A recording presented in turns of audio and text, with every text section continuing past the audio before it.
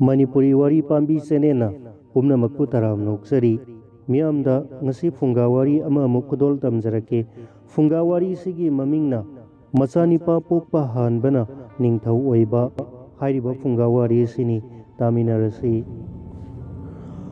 mamangaida Ningthou ama palami mahaki Machanupa taret poklami Ningthou asina siramdaida macha singda hairami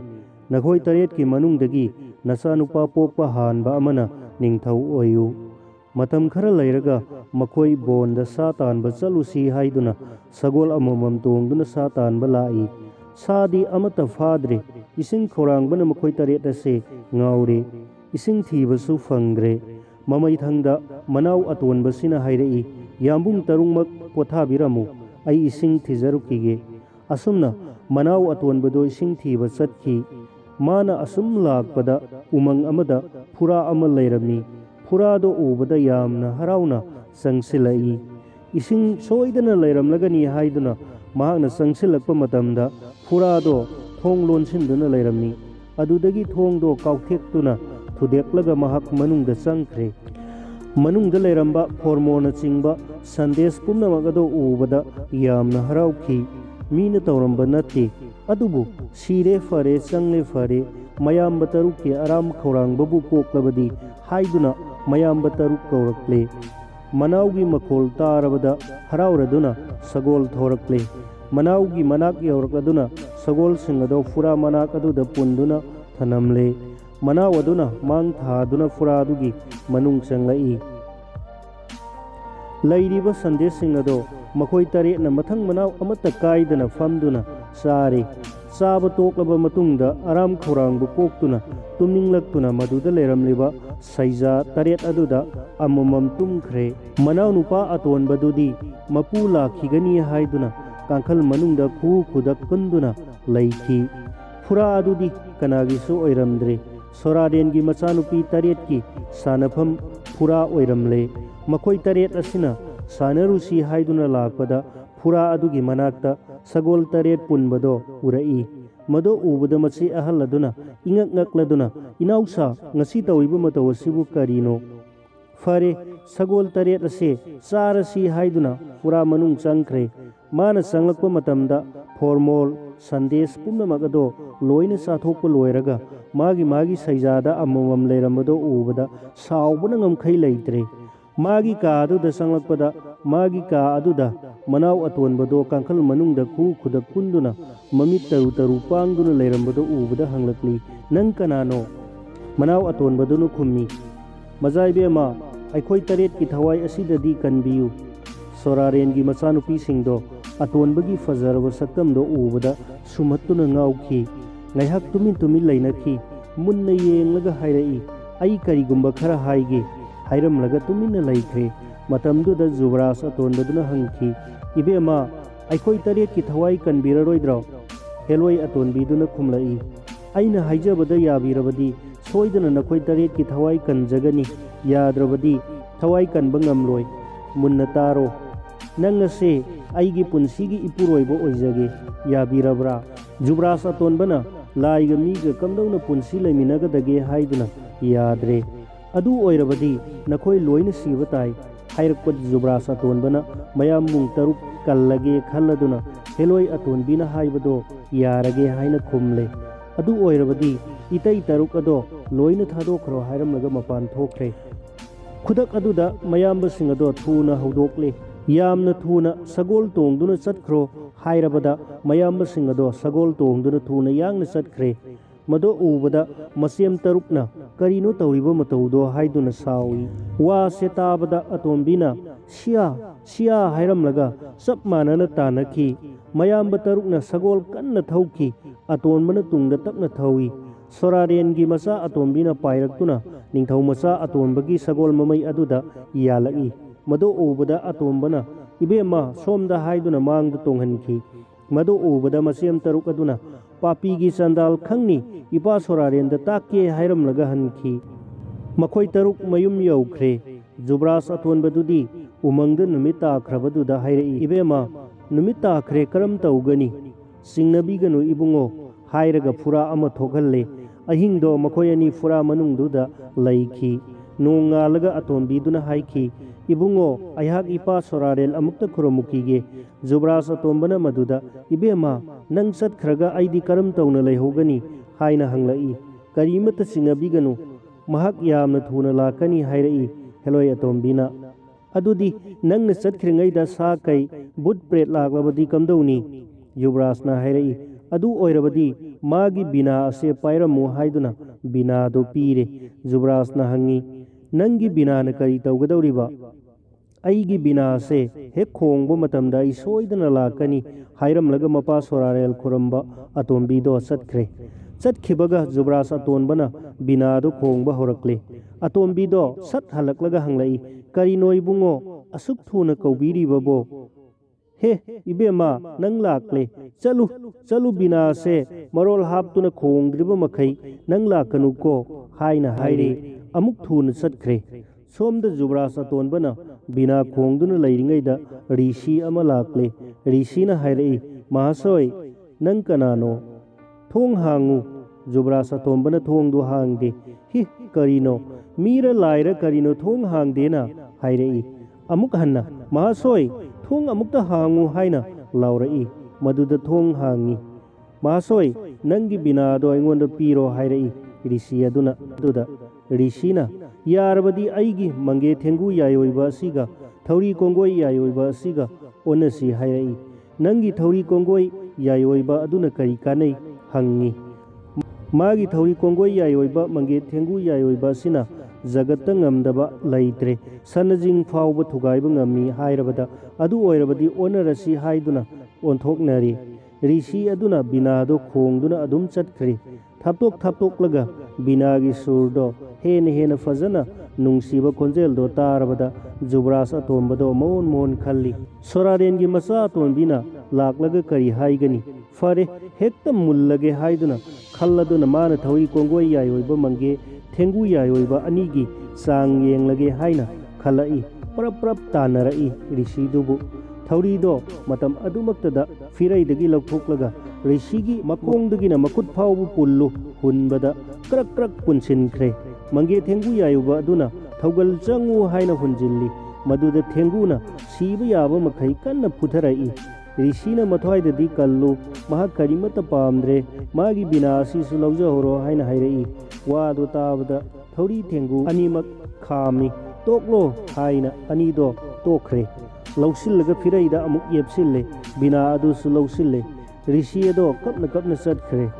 Jubraj pura manungda sangkhre aduga bina do marol haplaga khongakpada sorarengi masa atombi do yorakle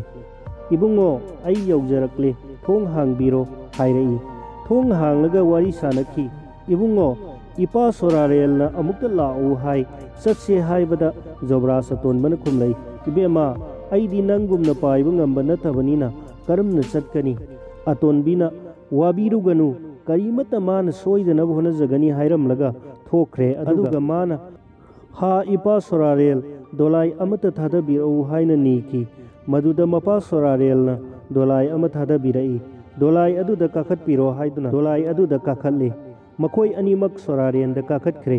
soraren yaure dolai dagi kumthare soraren khuramba sangkhre prap chatkhraga ikui bungo haiduna khurami soraren madu ubada swai lawi maramdi matik magulado ubada soidre sorarel aigi khubam sinba lakpani haina khalli adunadi sat hataba yadre haina khalladuna magi mamangi pukri asida lairiba lairen asigi makhayata mathwai mangalage haina khanduna hairei ibungo aigi nongpokki pukri dagi ising khara sawlau iku chin tenge haiduna sanagi patra ama pirai Jubraj patra do paiduna nongpokki pukri tana satkhre pukri ado yaure pukri aduna fajarambadi asini hainingai laitana fajai pukri gi mapanda saliba laising ado singthabada loiba ngamloidaba laini laisingdudi malika sephalika champaka asina singba yam khraba laini fajabagi ngomkhai laitana fajai adugumba pukri aduda ising soke haiduna asum siri da kumtharai mathang kumtharakuna ising sokle aduga mana karage haiduna makong nama siri mathakta thangalai namana ising da lairingai da चावरबा लाइरेन अमना मखोंग नामदो उमदुनु चिंगे तौरई मदुदा माना हे करिनो हाइनो येंगलकपदा लाइरेन ओइरमी खुलई थुना थौरी कोंगोई यायोइबा मंगे थेंगु यायोइबादो फिरैदगी लौथोक्तुना थौरी कोंगोई यायोइबा अदुना ममैदगी मकोक फावबा क्रक क्रक लाक्सिल्लो अदुगा कंफालदा पुखलऊ हाइदुना लंगबदा कंफालदा लाइरेन लंखलकले अदुदगी थेंगु अदुना फूरो हाइना हेक हुंजिल्ली थेंगु अदुना लाइरेनदो फुगाइदुना हातले यायोइबा थौरी थेंगु अनिमक लौसिल्ले अदुदगी इसिंग पुदुना लाक्लगा मकु सोरारेन इसिंग अदो पीररे मकु अदो ngakpana kham thengkhre he karino aina di lairena aduna chakrasanu haiduna thakhraga aigi lairena adubu leitrabra aduna di hangdaba yadre haiduna hangai ibungo nangni ising sokpada kari kari di thengnai aduda mana khumi ikuning thau aina thoidokpa thengnajade lairen macha amatang di khongda ummi haiduna aina hatoklamle sorarendo mado tabada swai lawi hi karino मागी लाइरेन अदुबु मचा यामना कोक्लबरा हाइना खल्ली निंगथौना खनखी आइगी लाइरेन अदुदी चावबदा ngमखै लैत्रे अदुगा आइगी इराबोट सामुगा फावबा हेंजिनबा ngमनददुना लैरिबनी इराबोन इसिंग थकबा कुमथबदा उबददा माना ngमगदबगी धमका तौदुना लै इराबोन सुमाबु मरातोन अदुनबु फंगलबदी कंफानदा लंखटके हाइदुना खंदुना मया अनिदो लैमाइदा थुमना यैसिनदुना धमका तौदुना लैनरिबनी अदुदा मचा अमा हतोकले हाइबा सिददी ngakre fare adubu amuktang di yenghaluge khanduna manai ama yenghalure manai aduna soidre mahara siramale khanduna yengbada asibo oiramle maduda amukke hena ngakre soidre magi mafam sinba lakpa aduna di magi angauba samu irabot ki mayada mathwai laurage khalladuna ibungo hayengdi iku thabak ama satke aduna nahak aigi samu irabot kauba ama himaloi singkhongda chabani मदो हयें खरा फारू हाइना ताकपीरे असि हाइरमलगा सोरारेन अदो संख्रे नुमिदांग अदो माना खल्ली इराबोट हाइबु सामु अदो कयामुक चावबु सामुनो हाइबदो खंगदे अदुनदी मचानुपीदा हंगलगे हाइना निंगले माना खंगी इबेमा इकु निंगथौगी इराबोट हाइबु सामु अदोबु कयामुक चावबगे मचानुपीना खुम्मी ए करीगी ओइरबनो Ibungo इबेमा हयें इकु निंगथौना थबक चटकनी हाइदुना आइबु फारू हाइना ताकपीरई अदुगी हंगबनी मदु ताबदा सोरारेनगी मचानुपी अतोनबीदो स्वाइ लाउदुना लैमाइदो वानथदुना ताखी ngaihak leiraga gyan laktuna hawgatlaga hairei adudi ibungo jubrasnadi kari haina khumbirami jubrasna hai faruge hairamidana wado tabada mange mange haiduna maru lukthaduna laikre madu ubada jubrasna hangi karino ibema aina samu phage hairaga nangna aduk yamna wari babo kari wano ibungo handaki samu asidi asamba nate aduna khanjabani haijaki जुब्रास अतोमन खुम चिंगनबीगनु इबेमा सामु सोइदना फाजगनी इराबोट कैदौनी अदुगी सरुक चाकतुम थोंगलुरो मपुरोइबगी वा ताबदा चाक थोंग माना खल्ली मांगले मांगले आई मांगजरे हिकने हिकने कपी चाक थोंगबा लोइरदुना चाक चानाबा हाइजरबदा माग सामिनसी हाइरई assume तौना अहिंग अदो हौखिदुना नोंगाले नोंगालबदा अयुक्की हौनबी थबक पुनमक लोइरे जुब्रासना अदुदी बेमा आई चलगे सामु फारुरगे हाइबु वादो ताबदा इबुंगो आइसु चचगे हाइरई इबेमा सामु फाबा चटपदा नुपी चटपा हौना देने लैहौरो हाइना जुब्रासना थेमजिन बीखी अदुम चटखिदुना हिमालय सिंखोंग यौख्रे मागना चप लेपतुना येंगलगा अस्वाइदा इराबोट कौरगे हाइदुना इराबोट हाइदुना अनि अहुमलक तोइना कौरई इराबोट मागी ममिंग कौबा तारबदा खलई हाय करिनो जगत्ता आइगी इमिंग कौबीनबा लैते ngasi aibu kauriba nipa se mathawak iya sina lenglaga aigi ibungoda katke asumna mapungning da chap yungna khalladuna singi leibak lengang ado masa punamak teisinkhre aduna mana ani thupchille mamai firal sar aduna jubras tamna chensilakle jubras ka thengnaga da lam tara mukwa lingai da mana khalli he saitya aigi inaton asina phangnabasu inaton namloi iya ani asine hekta mathabakta lenglage aduga aigi ibungoda katke asumna wasaktuna paisilakle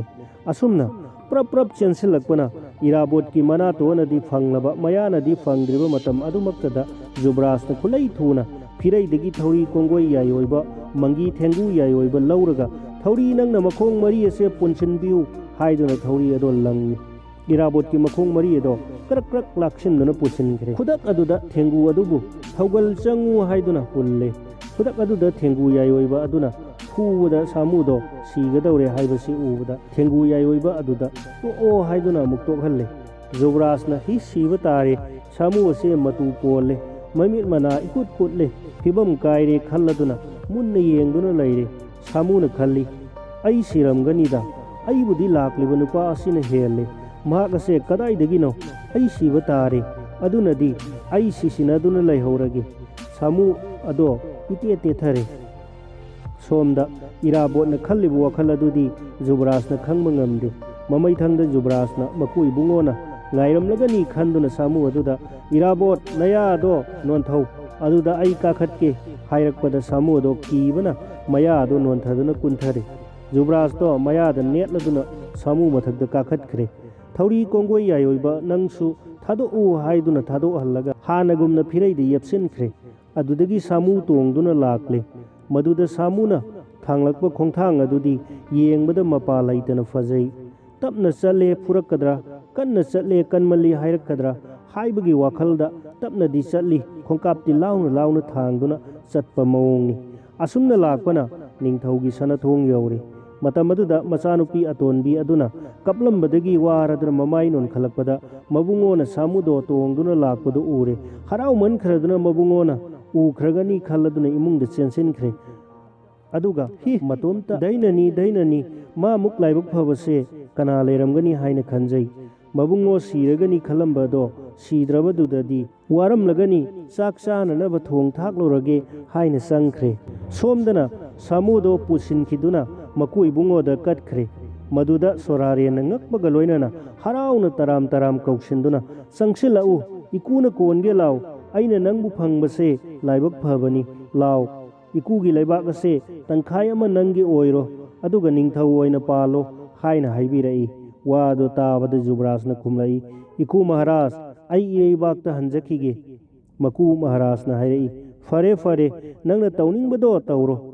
चटके चलु लैगे लैयु आइना नंगबु फंगजबसे लाइबक यामना फरबनी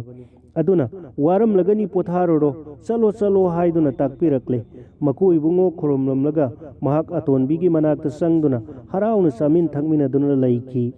मतम खरा नुंगाइना लैरगा मरैबाकता अमुक हल्लसी हाइदुना मनाई नुपीदुदा हाइरे मदुदा हेलोय अतोनबी अदुना अदु ओइरबदी Mopa इबुंगोदा खुरमलमलगा सत्सी हाइदुना Mopa इबुंगोबु खुरमलमलगा इकु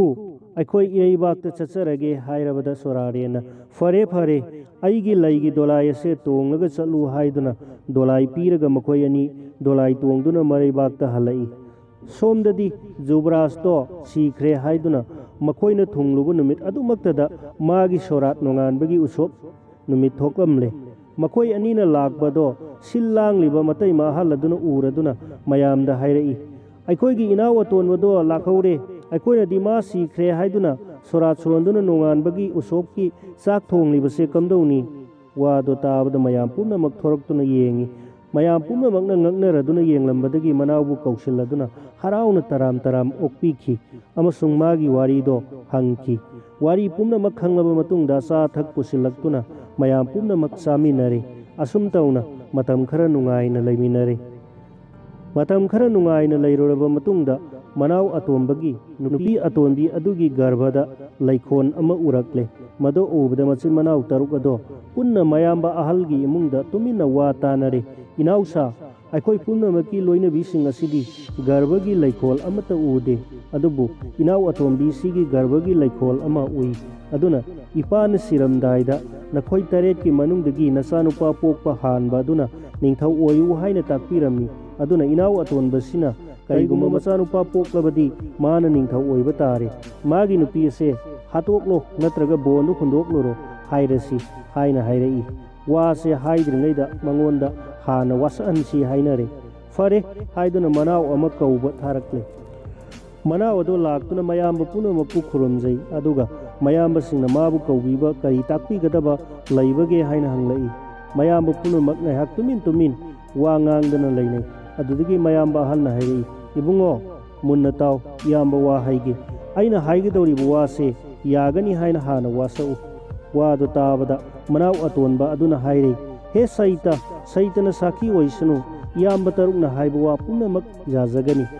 iparomdagi puron taret imarondagi puron taret punna puron tara marino norok taba oige asumna wasaklaba matungda mayamba ahalna hairei adu oirabadi fare ipana siramdaida nakoi taret ningthou haplamdare aduna nakoi taret ki manungda Machanupa Pokpa Hanba aduna Ningthou oyu wa ase lei natai mataruk ki manungda garbagi laikhol amata ude aduga nangi nupi adudi garbagi laikhol ama ui nangi nupi ase hatoke haibra natraga bonda khundokluge haibra ani sigi manungda ama nangna taugadabani mayamba ahalgi wa se tabada manaw atonba se braja kokta taba muk wai habidi aigi laibakse thina tamkhraboidako waida aigi punsi amaromda aikoi taret ki thawai kanbirakwa sibu haujik aina karamna hatawriba haina khalladuna mayamba singado taklamdana fuk hogatuna satkhre mayum yaurabada heloi atombi adudi mabu ngaibada waraduna sakumda fi thaduna hiptuna leirambado thingnare mado ubada masado brajapoti tabagumna thak niktuna wabana mamitagi mapi tahaduna sap leptuna laiki mahakna mabukta mon khalli asumna tawfam khangdana mahak leire asumna khanba makai khallaga adudagidi phandeng nangna tapna hiblibi nupi asigi makhada changduna nangi nathakta haplaga bol amada aigi nupi ase hundoklurasi asumna amuk lau thuna chalu mikap thorakpana halani haiduna haibadagi magi yayoiba haladuna athapa bol amada hundoklure aduga thuna halakle mana warauna khalagi puksel fatti dako aigi iyamba taruk ase aikoi taret pusu mathai kanbirakpa aduga pangal sonbi nupi masa asibudi bolda hekta hundo haiba simakki fandengna atonbibu hundoklure atonbi do bongi laimaida wanthaduna tuki madugi matung tarakpada jubrasaduna wasaktuna hairei he saitana saki oisanu nangi nawana pau tadriba makai aigi imitase panglaroi ai wangang khraroi aduga tingthou matonda pakpa likla fawba thakraroi jubras to sumna mahaki yai phanaba lainingduna laikre somdana sorarengi macha atonbido mikap tholakle aduga kibana mahak pakhatuna karino tawribasibo haina khanglaw lauduna kapki ngaihak kapluraga toktuna wakhal tawi karino itai tarukna mabu kaukhiba aduga aina ngaiba ngamdaduna tumduna chakhumda leihauba aduga aina mafam asida kamdauna leiramba masibu mangla hara hairamlaga amuk kapki mana kappagi makhol aduna sum chatkhiduna lamhui amaga kai amaga na takhiduna he taibang mi gi khonjel ama tai haiduna makhoi ani lakle aduga hanglai he taibang mi oiba nang mafam asida kaptuna leiriba karigino mataw asumna kaiga lamhuigana hangakpa aduda atonbina khummi ai haifum khangde tampham khangde aigi angakpa oire atombigi wa aduda lamhuiga kaigana hairi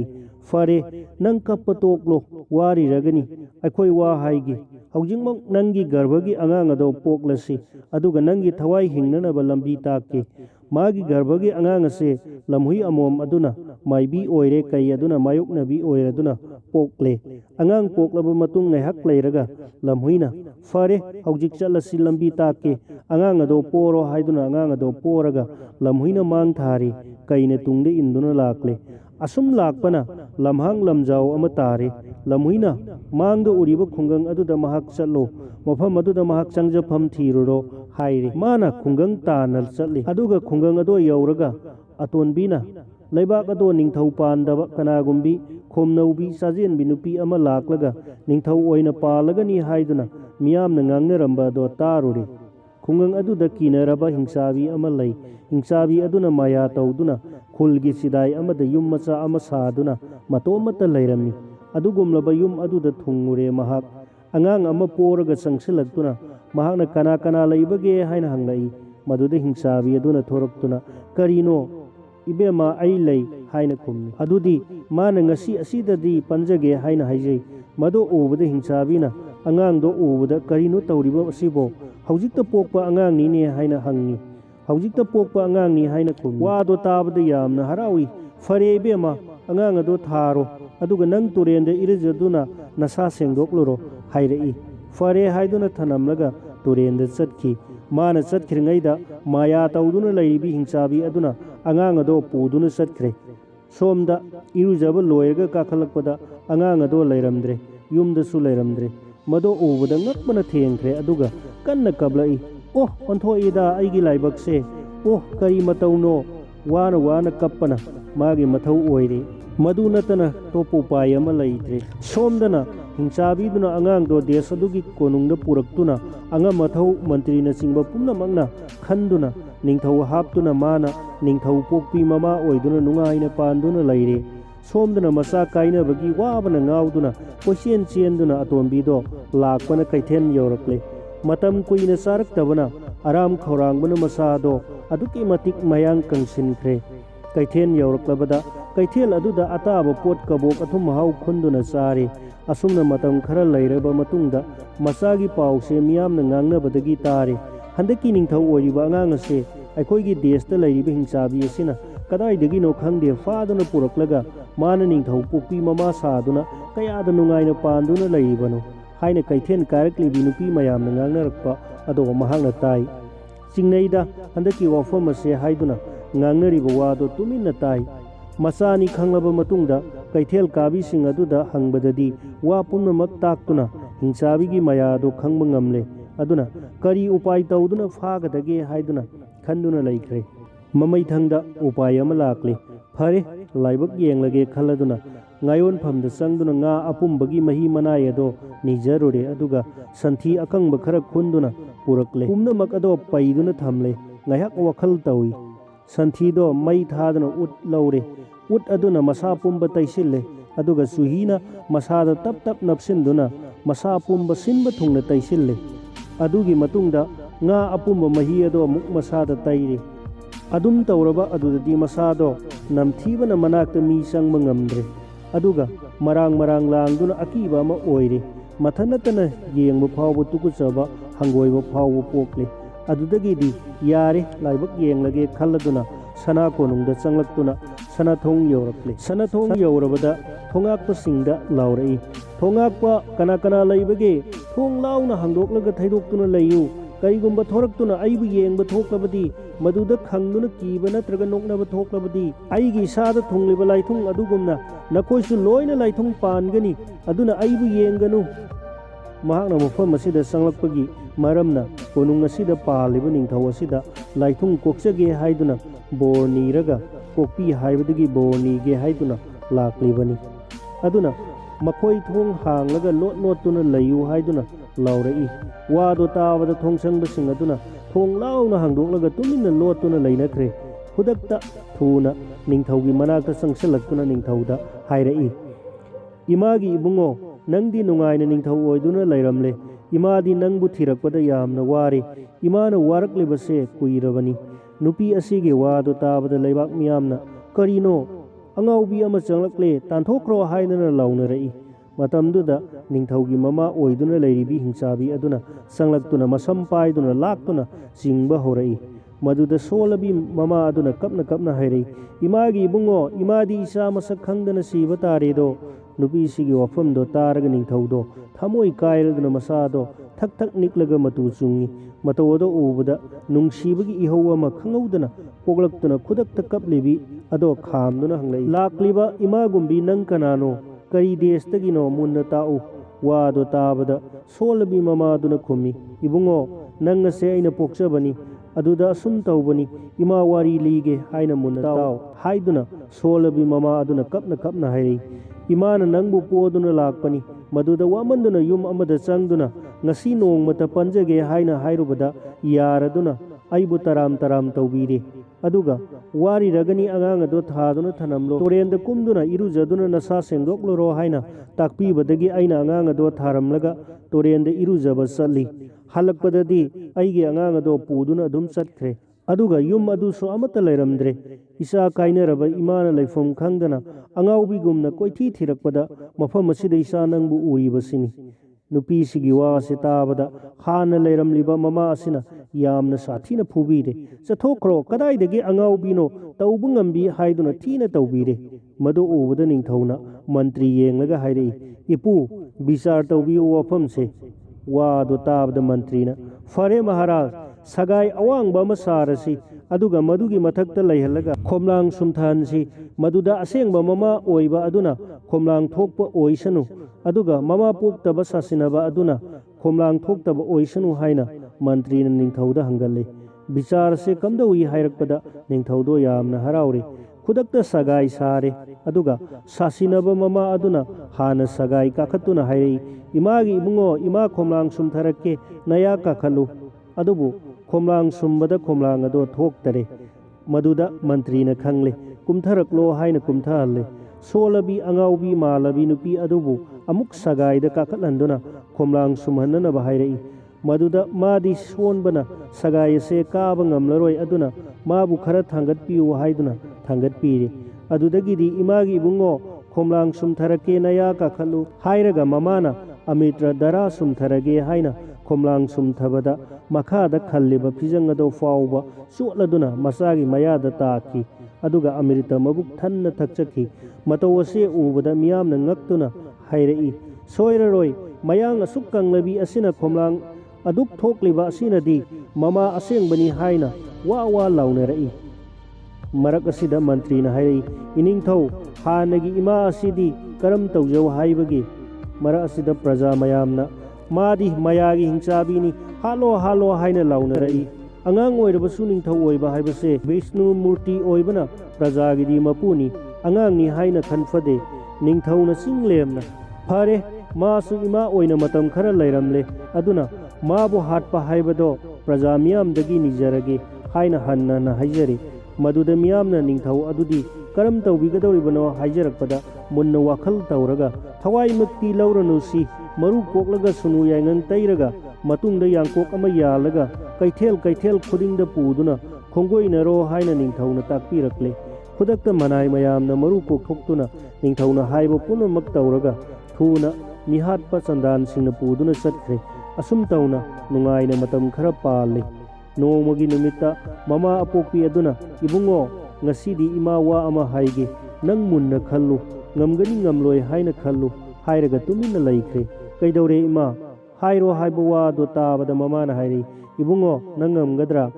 ꯅꯤꯡꯊꯧꯅ, ꯏꯃꯥꯅ ꯍꯥꯏꯕ ꯄꯨꯝꯅꯃꯛ ꯉꯝꯖꯒꯅꯤ ꯍꯥꯏꯔꯦ꯫ ꯃꯗꯨꯗ ꯃꯃꯥꯅ ꯍꯥꯏ, ꯏꯕꯨꯡꯉꯣ, days days ꯈꯨꯗꯤꯡꯒꯤ ꯅꯤꯡꯊꯧ ꯃꯆꯥ ꯍꯥꯏꯕ ꯄꯨꯝꯅꯃꯛꯁꯦ ꯁꯗꯥ ꯕꯔꯇ ꯆꯥꯛ ꯈꯥꯡꯕ ꯍꯥꯏꯕꯁꯦ ꯅꯪ ꯉꯝꯒꯗ꯭ꯔꯥ? ꯃꯗꯨ ꯇꯥꯕꯗ ꯃꯆꯥꯅ ꯈꯨꯝꯃꯤ,